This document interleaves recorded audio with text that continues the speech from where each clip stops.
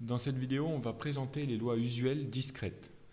Le mot discrète, il s'oppose au mot continu et il indique en fait le type de valeur que peut prendre nos variables aléatoires. Donc nos variables aléatoires discrètes, elles vont prendre soit un nombre fini de valeurs, soit un nombre infini, et infini en général égal à n, l'ensemble des entiers naturels, mais rien d'autre. Alors voilà les quatre lois dont on va parler: la loi uniforme discrète, la loi de Bernoulli, la loi binomiale et la loi de Poisson. Alors la loi uniforme, on peut la représenter comme ça. On dispose d'un sac, un sac qui contient 10 boules, toutes identiques au toucher, et ces 10 boules sont numérotées de 1 à 10. Et on va faire l'expérience de tirer au hasard une boule dans un sac, donc à l'aveugle.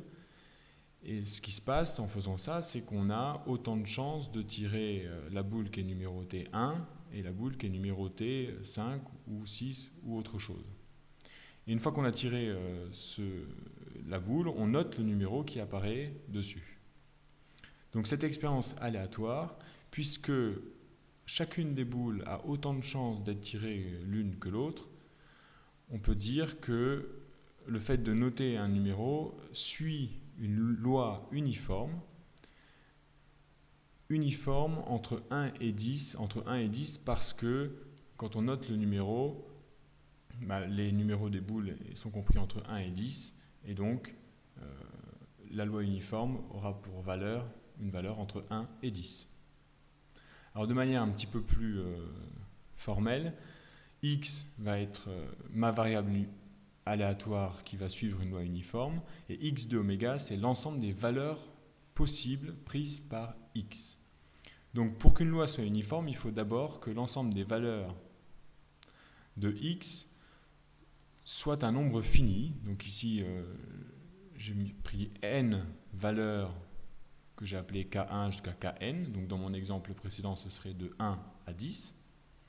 Et puis, je veux dire que x suit une loi uniforme si la probabilité que x prenne une des valeurs dans ces valeurs possibles, donc ki, pour i entre 1 et n, soit à chaque fois la même, quelle que soit la valeur ki, et soit la même égale à 1 sur n, n étant le nombre total de valeurs que peut prendre grand X.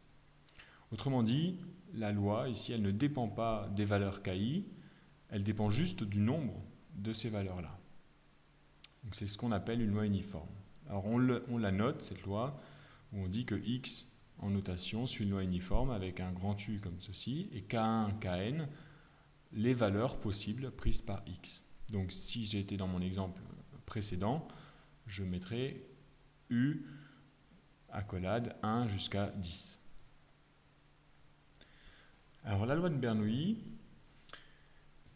ce qu'il faut savoir de la loi de Bernoulli, c'est que c'est une loi à deux états, soit 0, soit 1. Donc l'expérience naturelle est celle du pile ou face, soit pile, soit face. Si c'est pile, on associe 1, si c'est face, on associe 0. On peut aussi donner un autre exemple, comme celui-ci. On va tirer aléatoirement une position GPS sur la Terre, et puis on regarde si on tombe sur la terre ferme ou dans les océans. Alors si on tombe sur la Terre, on associe 1, et si on tombe dans l'eau ou dans les océans, on associe 0. Cette association Terre à 1 et eau à 0, puisqu'on tire une position aléatoire, cette association va suivre une loi de Bernoulli. Donc il y a deux états, c'est ça qui est important, soit 1, soit 0. Et cette loi de Bernoulli va être de paramètre P, et P, c'est le taux de réussite. Quand je dis réussite pour une loi de Bernoulli, ça veut dire quand on a atteint 1. Donc P, c'est le taux d'atteindre 1, c'est-à-dire en fait la proportion de Terre qui recouvre toute la planète. Donc ce P-là, il est connu, il suffit de faire la proportion de Terre sur la planète et on a notre P. Ce nombre P, ce qui est important, comme c'est une proportion, c'est un taux de chance, il est compris entre 0 et 1. Donc de manière un petit peu plus formelle encore une fois, x va suivre une loi de Bernoulli à condition qu'elle prenne que deux valeurs, 0 ou 1, ou ça pourrait être pile ou face, hein, il faudrait adapter les notations. Et puis, si la probabilité que x soit égal à 1, ben, ce soit donné par un nombre p, et la probabilité que x soit égal à 0, et ben, ce soit donné par, entre guillemets, le complémentaire de cette proportion, c'est-à-dire 1 moins p. Quand x vaut 1, je l'ai dit, on parle de succès, et sinon, quand x vaut 0, on parle d'échec. La notation pour la loi de Bernoulli est la suivante, grand B, et entre parenthèses, le paramètre.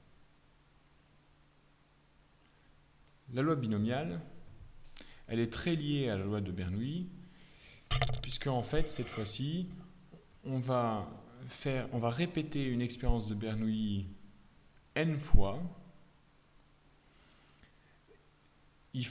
La chose importante, c'est qu'on répète la même expérience de Bernoulli et que ces expériences soient indépendantes. Donc on va tirer, par exemple, comme dans l'exemple précédent, des positions aléatoires sur la Terre, et ça, on va le faire 10 fois, 100 fois, n fois. Et on va regarder, puisqu'on avait tiré 1 quand on atterrissait sur la Terre, et 0 quand on atterrissait sur l'eau, donc on va regarder le nombre de succès, c'est-à-dire le nombre de fois qu'on a atterri sur Terre au cours de ces n lancés. Et ce nombre-là, ce nombre grand X, c'est donc une somme de toutes les Bernoulli de 1 jusqu'à n, et cette somme suit précisément une loi binomiale de paramètres n, donc n c'est la répétition de la loi de Bernoulli, et P c'est la proportion, le taux de succès d'atterrir sur la Terre. Donc si je reformule ça, puisque mon nombre de succès au cours de n répétitions, il est forcément compris entre 0 et n, je peux avoir soit 0 succès, soit au mieux n succès au cours de n répétitions. Donc voilà les valeurs possibles prises par x. Et je dirais que x suit une loi binomiale de paramètres, donc np. Si ma probabilité que x soit égal à k, alors k doit être forcément compris entre 0 et n, soit égal à toute cette quantité, où k parmi n, ici, c'est le coefficient binomial. Et la notation pour cette binomiale, c'est le même b que la Bernoulli, sauf que je rajoute dans la parenthèse le paramètre n qui correspond au nombre de répétitions de la Bernoulli. Et je termine par la loi de Poisson, qui est qu'on abordera un petit peu moins, mais qui est la loi des événements rares. C'est-à-dire qu'on va compter le nombre d'événements dans un laps de temps donné. Et alors, le premier exemple qu'on voit, c'est le nombre d'atomes désintégrés durant le temps. Et puis, alors, quand on compte cela, la moyenne d'occurrences qui apparaît pendant ce temps-là est un certain nombre, qu'on note en général lambda. Et alors, ce nombre d'occurrences, qui est aléatoire, il va suivre une loi de Poisson de paramètres lambda. Alors, de manière un petit peu plus formelle, la loi de Poisson, c'est la première loi discrète qu'on voit qui a un nombre de valeurs infinies égal à grand N. Et x suit une loi de Poisson si sa probabilité d'être égale à k est égale à cette quantité-là qui dépend de lambda, lambda étant le paramètre. On la note, x suit grand P de lambda, lambda le paramètre.